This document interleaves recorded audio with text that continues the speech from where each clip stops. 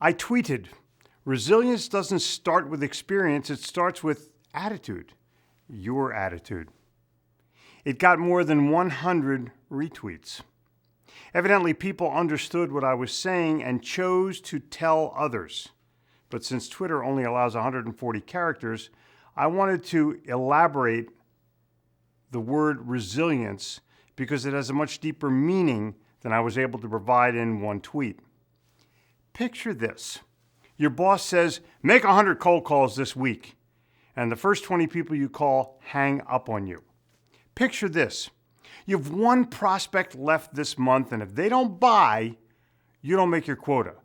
And they call and say, we've decided to buy from your competition. Picture this. You get an email from your boss telling you that they've revised the comp plan, and unless you do 20% more, you'll earn 20% less. Picture this. You finally get an appointment with the biggest prospect you've ever had. They agree to see you for 1 hour. You arrive, and the decision maker doesn't show up. All of these are real-world sales occurrences that every single one of you has experienced.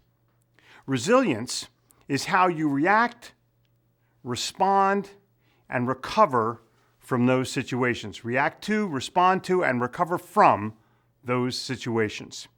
It's important to note that all of these challenges test your mental strength. Resilience starts with your own strength of attitude.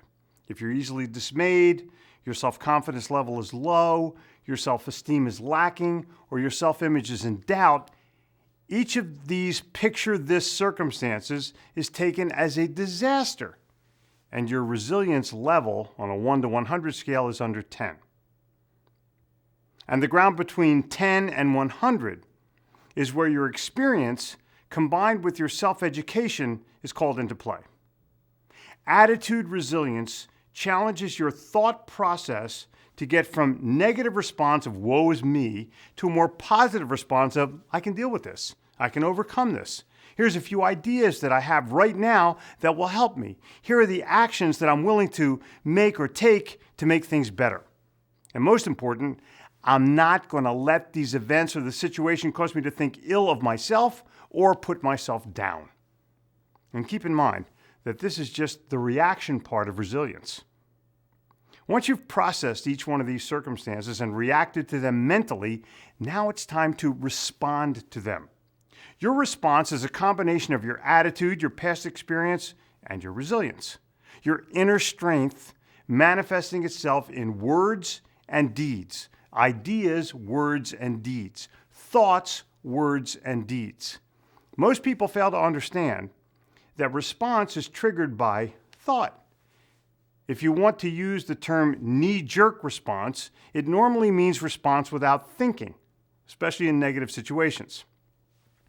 Each one of you has experienced a dumb response, something like, I'm doing the best I can, I'm just doing what I've been told, or some response that's excuse-based rather than response-based, or responsibility-based. Anyone can make an excuse. It takes a person of character to figure out what they can do, be in control of their own emotions, think quickly on their feet, and come up with something that's forward-moving rather than self-defeating. Something that's on the offense rather than being offensive. Something that creates or states willingness rather than creates a defense. Something that says what you can do, not what you can't do. Something that states what could happen rather than restates what just happened. And keep in mind that that's just the response part of resilience. Now it's time for your resilience to really shine. You've reacted in a positive way. You've responded in a positive way. Now you must recover in a personal way. Not just with the people involved, but rather take stock of who you are as a person and take the lesson in how this will help build you and build your character instead of looking around to see who's to blame, become defensive, or make some lame excuse about it or they, never taking responsibility for yourself. Recovery lays the groundwork for the next reaction. Recovery after recovery builds a foundation of your resilience.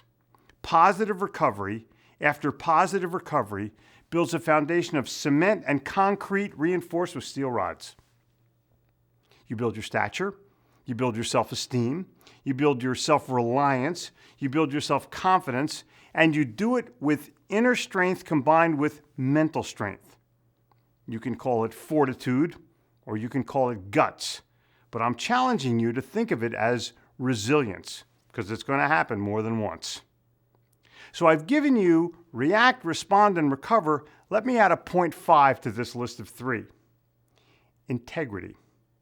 Every time an opportunity arises, every time your character or your attitude is challenged and you react, respond, and recover in a positive way, you build personal integrity for who you are and who you seek to become.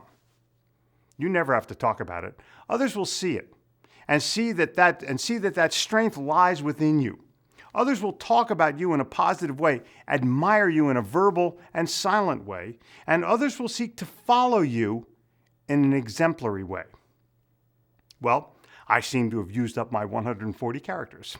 On a personal note, I'll confess that my resilience is challenged daily, not just as a salesperson, not just as a business person, but also as a father, a grandfather, and a friend.